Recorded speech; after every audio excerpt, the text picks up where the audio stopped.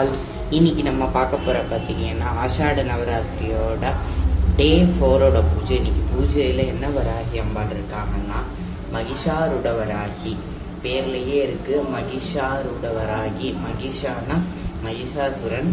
அவன் இரும மாடுன்றது உங்க எல்லாருக்குமே தெரிஞ்சிருக்கும். அந்த வாகனத்தில் வராகி தேவி உட்காந்துருக்காங்க. இவங்க திருக்கரத்துல பார்த்தீங்கன்னா உலக்கையும் ஏற்கலப்பையும் இருக்கு.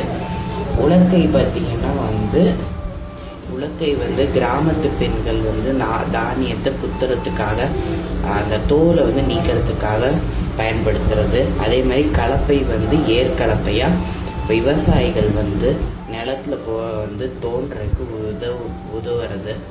அதனால இவளை கிராமத்து தேவதையாகவும் அதே மாதிரி விவசாயத்துக்கான தேவதையாகவும் இவளை நம்ம பார்க்கலாம்.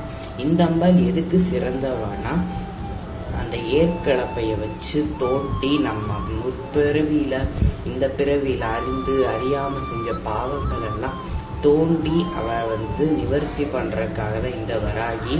அதே மாதிரி இந்த தண்டம் இது கொடுக்கறதுக்காக, ஒரு சப்போர்ட் கொடுக்கறதுக்காக. அதனால அந்த தண்டத்தை வச்சுதான் வராகரோட முகத்தை வராகி தூக்குனா அப்படின்றனாலதான் அவளுக்கு தண்டினின்னு பேர் இருக்கு, தண்டநாதானும் பேர் இருக்கு.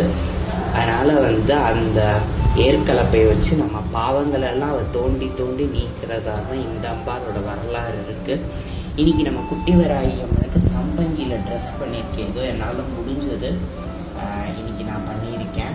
அகிலாண்டேஸ்வரி, வராகி விளக்கு எல்லாமே எடுத்து வச்சு பண்ணியிருக்கேன்.